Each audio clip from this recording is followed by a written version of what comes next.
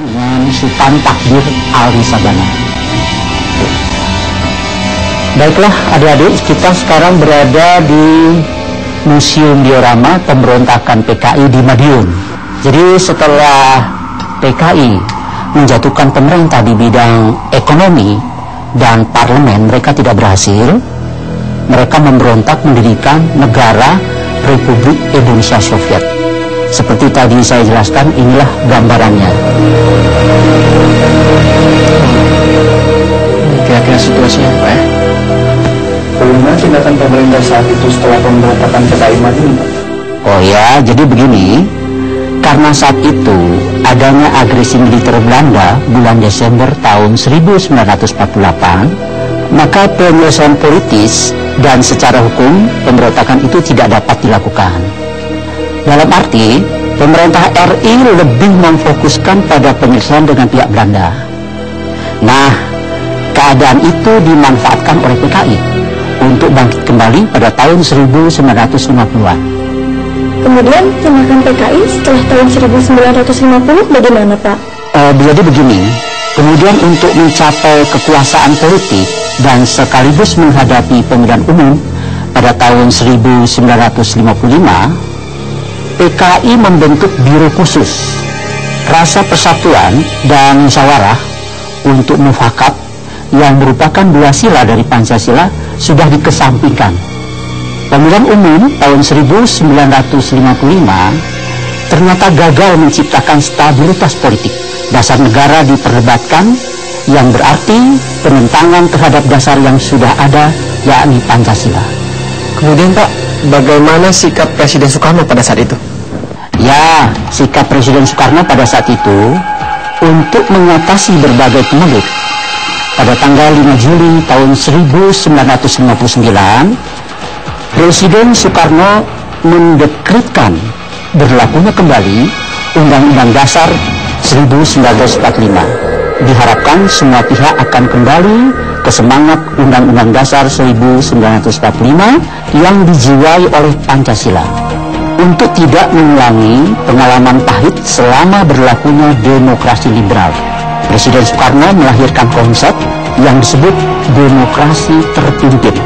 Selain konsep demokrasi terpimpin, Presiden Soekarno mengembangkan pula konsep Nasakon, yaitu nasionalis, agama, dan komunis, yang dianggap secara efektif untuk mempersatukan bangsa. Kemudian bagaimana dengan PKI setelah dekret Presiden dan konsep Nasakon dari Presiden Soekarno saat itu, Pak? Dengan dalil Nasakon dan diperkuat dengan diakuinya golongan fungsional oleh Undang-Undang Dasar 1945, PKI mendapat kesempatan untuk menempatkan anggotanya di hampir semua lembaga, badan negara, baik di tingkat pusat maupun pada tingkat daerah. Dan pengaruh PKI semakin meluas, suasana dalam negeri menjadi kacau kembali. Politik luar negeri Indonesia didorong berkiblat ke kubu komunis. Lebih jauh, Indonesia keluar dari Perserikatan Bangsa-Bangsa atau PBB. Kemudian setelah itu, Pak? Setelah itu, konfrontasi Indonesia-Malaysia dimanfaatkan PKI untuk melatih anggota-anggotanya sebagai sukarelawan dengan dukungan RRC. PKI menuntut pembentukan angkatan kelima yang terdiri atas buruh dan tani dipersenjatai. Bahkan dalam pidatonya, Den Aidit mengatakan bahwa Pancasila hanyalah alat pemersatu. Kalau persatuan sudah tercapai, maka Pancasila tidak diperlukan lagi. Pak, bagaimana kalau kita pindah ke lokasi lain dari museum ini? Ya benar Pak, biar kita bisa tahu isi dalam museum ini ya. Iya benar. Baiklah, kita lanjutkan untuk melihat pada bagian lain di museum ini. Mari, silakan. Ya, mari adik-adik kita memasuki ruang relik.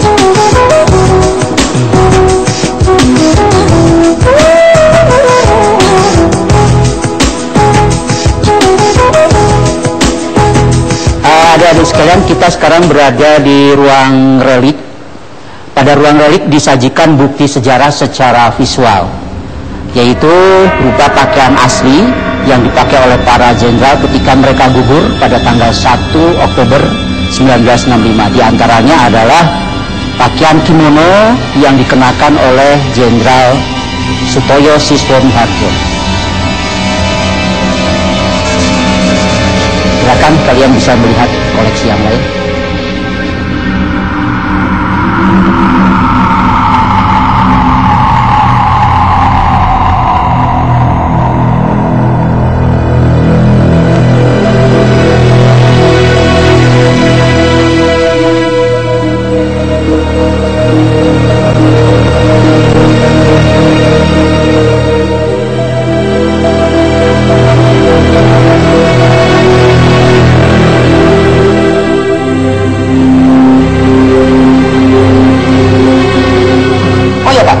Bagaimana tanggapan TNI dengan usulan dari PKI mengenai angkatan kelima?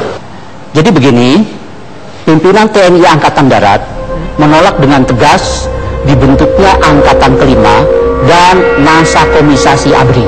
Secara tegas pula, pimpinan TNI Angkatan Darat tetap berpegang pada Pancasila. Karena itu, secara sistematis PKI berusaha mengeliminir kekuatan TNI AD dengan melontarkan berbagai fitnah. Dengan sengaja PKI membuat dokumen palsu yang disebut dokumen Gilchrist. Dokumen itu tentang apa, Pak? Dokumen itu seakan-akan ada kerjasama antara TNI AD dengan sebuah negara imperialis.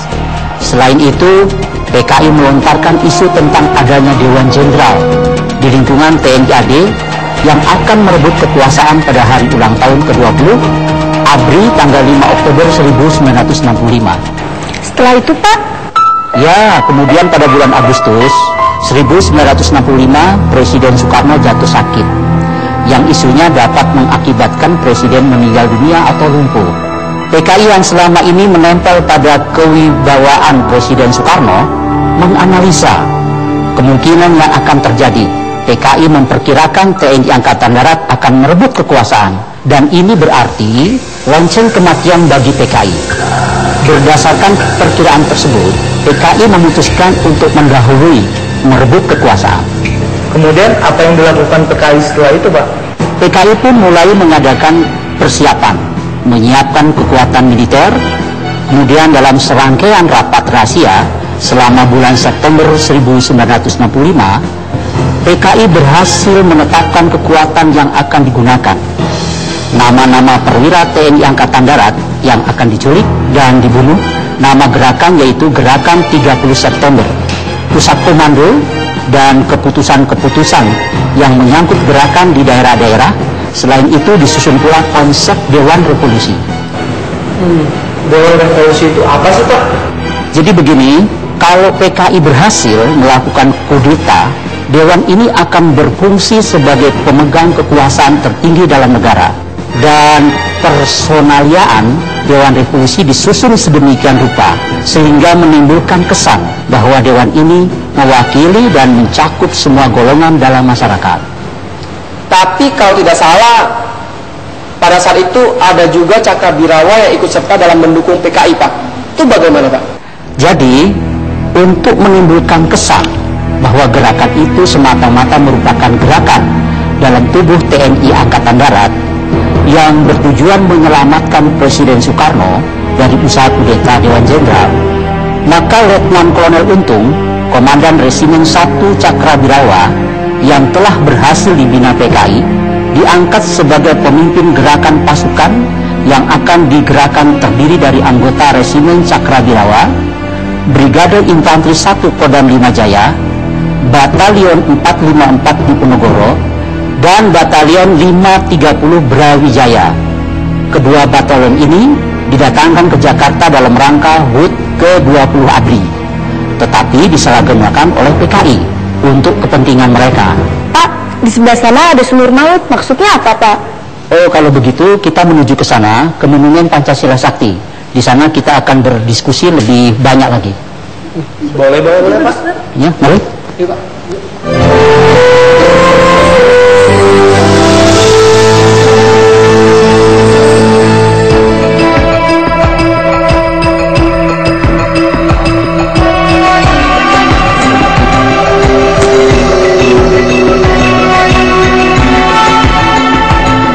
sekarang berada di Cungkup Sumur.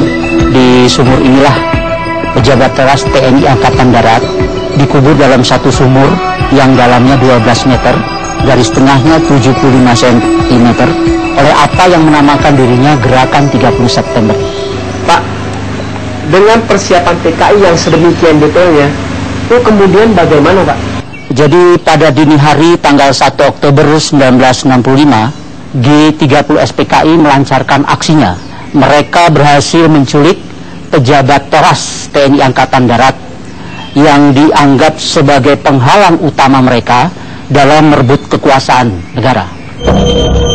Para pejabat itu adalah Jenderal A.H. Nasution, Letjen Ayani, Maijen Suprapto, Maijen Haryono MT, Maijen S. Parman, Brigjen Sutoyo Siswo Miharjo, dan Brigjen D.I. Panjaitan. Saat itu Jenderal Nasution berhasil meloloskan diri, akan tetapi putrinya tertembak dan ajudannya, Letu Pierre Tendean, diculik. Letnan Jenderal Ayani, Mayor Jenderal Haryono MT, dan Brigadir Jenderal D.I. Panjaitan dibunuh di rumahnya masing-masing. Baik perwira yang sudah dibunuh maupun yang masih hidup dibawa ke lubang buaya. Mereka yang masih hidup kemudian dibunuh, dan semua korban dimasukkan ke dalam sebuah sumur tua ini. Kemudian setelah pembunuhan para jenderal itu, apa yang dilakukan PKI, Pak?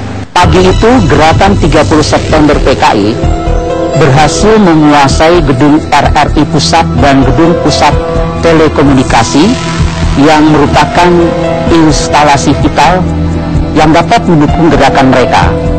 Kemudian PKI menyiarkan pengumuman yang menyatakan bahwa Gerakan 30 September telah menyelamatkan negara dari usaha kudeta Dewan Jenderal. Dan tengah hari mereka mengumumkan pembentukan Dewan Revolusi dan pendemisioneran Kabinet Dwi Korah. Tindakan dari TNI Angkatan Darat sendiri apa, Pak? Jadi begini, sesudah menerima laporan tentang terjadinya penculikan terhadap pimpinan TNI Angkatan Darat, maka Panglima Kostrad Mayor Jenderal TNI Soeharto segera mengambil alih sementara pimpinan TNI AD. Dengan pimpinan masing-masing angkatan dan angkatan kepolisian berhasil dicapai saling pengertian. Kemudian sore hari RRI Pusat dan gedung Pusat Telekomunikasi dikuasai kembali. Pukul 20 RRI Pusat sudah dapat menyiarkan pidato Mayor Jenderal Soeharto yang memberikan penjelasan kepada rakyat bahwa tindakan yang dilakukan oleh G30 SPKI adalah usaha untuk merebut kekuasaan negara. Kemudian reaksi PKI setelah itu bagaimana, Pak?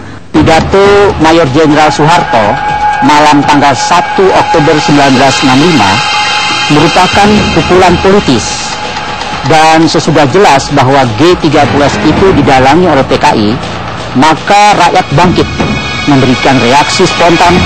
Mereka menuntut supaya PKI dan ormas-ormasnya dibubarkan.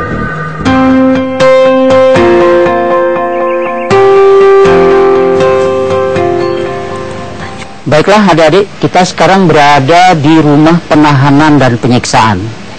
Di rumah inilah 3 perwira tinggi dan 1 perwira pertama TNI AD disiksa dan dianiaya sebelum mereka dimasukkan ke dalam sumur yang tadi sudah kita lihat.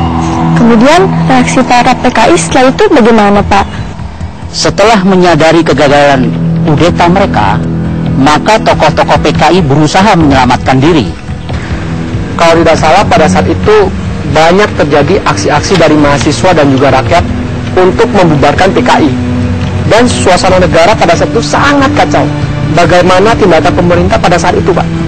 Ya benar, aksi-aksi itu mencapai klimaksnya pada tanggal 11 Maret 1966. Dan saat itu lahirlah surat perintah 11 Maret 1966. Dalam surat itu Presiden Soekarno memerintahkan Letnan Jenderal Soeharto untuk mengambil tindakan yang perlu guna terjaminnya keamanan dan ketenangan serta kestabilan jalannya pemerintahan dan jalannya revolusi. Dan tindakan Letjen Soeharto saat itu bagaimana, Pak? Berdasarkan surat perintah 11 Maret 1966 itu, Letnan Jenderal Soeharto atas nama Presiden Soekarno pada tanggal 12 Maret 1966 mengeluarkan keputusan tentang pembubaran PKI dan ormas-ormasnya dan menyatakan PKI sebagai organisasi terlarang di seluruh wilayah kekuasaan Republik Indonesia. Keputusan tersebut mendapat sambutan spontan dari seluruh rakyat. Jadi sebenarnya tujuan akhir dari PKI mengadakan pemberontakan itu untuk mengganti Pancasila menjadi komunisme ya Pak? Ya benar sekali. Kalau begitu mari kita lanjutkan ke sebelah sana. Setuju Pak. Benar-benar. Ya Pak. Yuk. Selesai.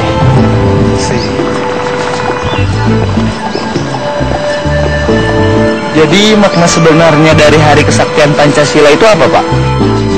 Undang-Undang Dasar yang dikenal dengan UUD 45 itu dijiwai dan disemangati oleh Pancasila yang rumusannya terdapat dalam pembukaan UUD 45. Berarti Pancasila sebagai dasar negara yang telah ditetapkan pada tanggal 18 Agustus 1945 memiliki nilai-nilai yang terkandung di dalamnya yang sudah berurat berakar dalam perilaku hidup bangsa Indonesia sejak berabad-abad.